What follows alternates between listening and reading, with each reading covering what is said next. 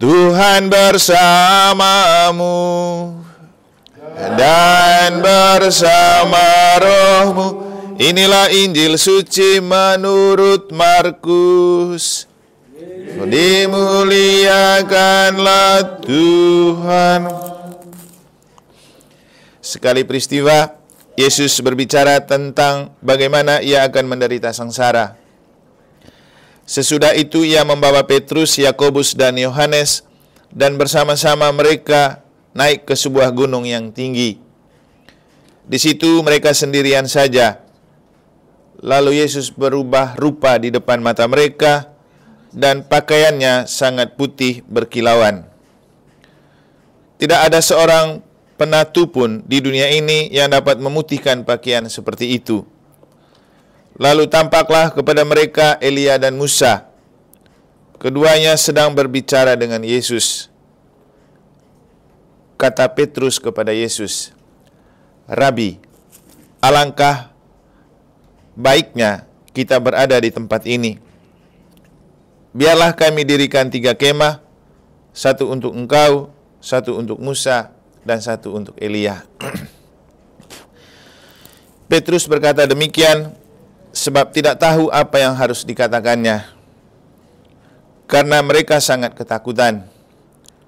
Lalu datanglah awan menaungi mereka, dan dari dalam awan itu terdengar suara, "Inilah putraku yang terkasih, dengarkanlah dia." Tiba-tiba sewaktu memandang sekeliling, mereka tidak lagi melihat seorang pun bersama mereka, kecuali Yesus seorang diri.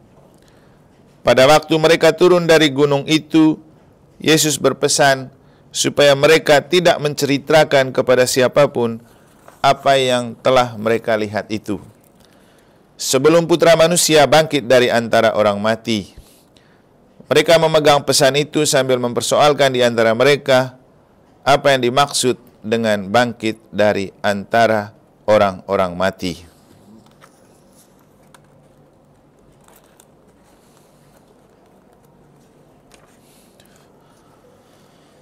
Demikianlah sabda Tuhan. Terpujilah Kristus.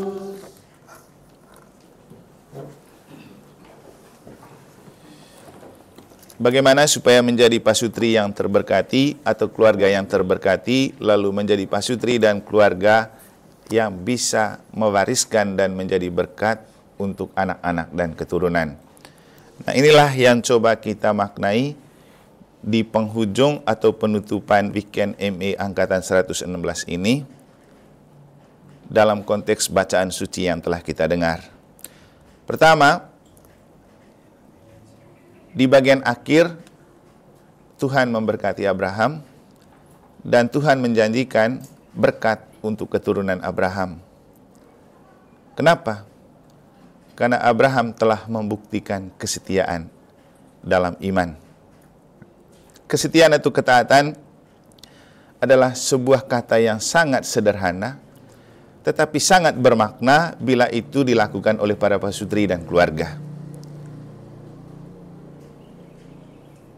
Ketidakbahagiaan, persoalan dalam hidup berkeluarga tidak akan terselesaikan kalau tidak taat dan tidak setia.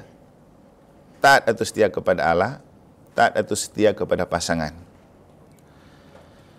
Agar kita menjadi orang yang terberkati dan menjadi berkat untuk orang lain, maka hal penting yang perlu kita miliki adalah iman. Iman seperti Abraham dan ketaatan iman. Jadi iman dan ketaatan iman. Tidak cukup beriman, karena banyak orang beriman tapi tidak taat. Tapi juga ada orang yang taat bukan karena iman. Untuk kita paling penting setelah beriman jangan lupa taat. Dan kita semua melalui sakramen perkawinan telah diberkati perkawinan kita oleh Tuhan.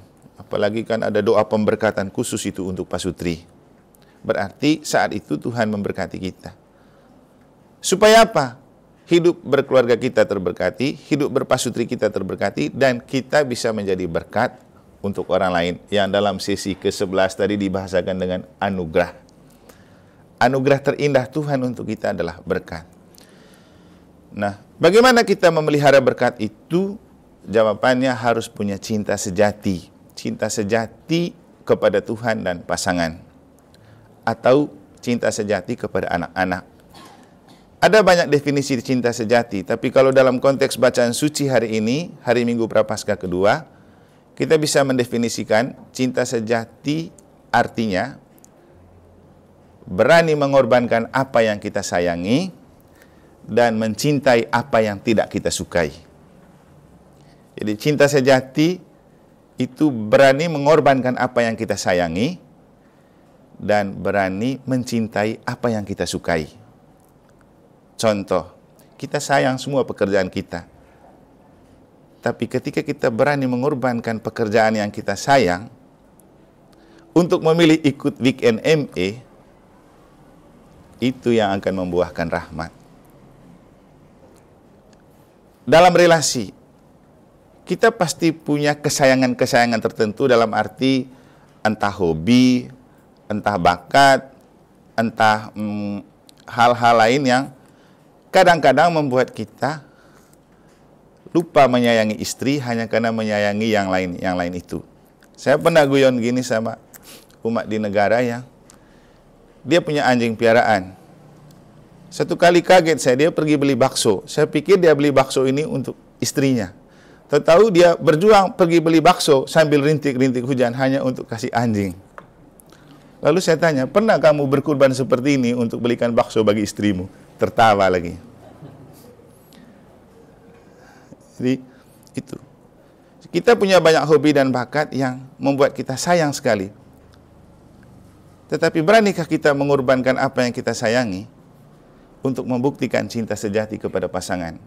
Ya, contoh lain. Bapak-bapak mungkin suka nonton TV. Dia sayang sekali dengan berita-berita. Tapi jangan sampai hanya karena menonton TV, dia lupa kalau istrinya juga perlu diperhatikan dan disayangi. Bapak-bapak suka jalan-jalan. Dia boleh kemana-mana, tapi istri di rumah terus. Kan tidak bagus itu. Itu contoh, cinta sejati berani mengorbankan apa yang kita sayangi demi sesuatu yang mungkin menyakitkan. Dan cinta sejati adalah mencintai apa yang tidak kita sukai. Mungkin kita tidak suka dialog dan ngobrol sama istri, tapi itu harus kita cintai untuk membuktikan cinta sejati. Nah, dalam kitab suci, contohnya. Bacaan kedua berbicara tentang Yesus. Yesus itu disayang Bapaknya. Tapi Yesus berani mengorbankan putra. Bapa berani mengorbankan Yesus yang dia sayangi untuk sesuatu yang lebih besar. Kan Yesus itu disayangi Bapa. Jadi dalam bacaan kedua tadi jelas sekali. Allah bahkan tidak menyayangkan anaknya sendiri tetapi menyerahkannya demi kita semua. Jadi di dalam Injil ditulis apa? Inilah putra yang kukasihi, yang kusayangi. Dengarkanlah dia. Jadi status Yesus di hadapan Bapa itu dia sayang. Tapi dia mengorbankan apa yang dia sayangi untuk menyelamatkan kita. Yesus mati di salib. Yesus menderita. Kemudian dalam bacaan pertama, Abraham. Begitu Tuhan bilang, kalau kau betul taat dengan saya, kau ambil kau punya anak satu-satunya, sembelih dan jadi korban. Padahal kalau lihat cerita sebelumnya, susah ini dapat ini anak nih. Bahkan setelah Abraham dan Sarah sangat tua. Kan sempat juga Abraham diberi kesempatan untuk menikahi pembantunya untuk melahirkan Hagar kan. Tapi Tuhan bilang ini bukan anak yang mewariskan berkat. Nanti saya kasih. Dikasihlah Ishak. Setelah Ishak besar disuruh bunuh lagi. Jadi yang disayangi harus dikorbankan. Ternyata ini kan hanya ujian saja. Karena setelah begitu Abraham mau ayunkan pisau untuk membunuh anaknya, Tuhan bilang, tidak usah. Saya sudah tahu kau punya hati. Ini ada lembu, bunuh saja. Jadi kadang itu cobaan datang dalam hal yang sangat kita sayangi, tapi kita dicoba dalam hal-hal itu untuk sesuatu yang lebih mulia. Bapak Ibu Saudara-saudari, kalau betul Anda mencintai pasanganmu, cintailah apa yang kamu tidak suka, cintailah apa yang kamu benci. Kalau kamu membenci dialog, kalau kamu membenci kemesraan, kalau kamu membenci berjalan bersama kemana-mana, mulai setelah ini cintailah itu sebagai bukti cinta sejatimu pada pasanganmu. Kalau kamu betul punya cinta sejati untuk pasanganmu, beranilah mengorbankan apa yang menjadi hobi, bakat yang mungkin sangat kamu sayangi. Nonton film kah, jalan-jalan kah, merokok juga mungkin. Kan kita sayang itu, apalagi kalau sudah sisa sedikit. Kita yang merokok ini, kalau istri ada perlu, tapi rokok masih sisa, sahabat dulu mak sayang ini rokok. Jadi lebih sayang rokok daripada sayang istri yang ada perlu.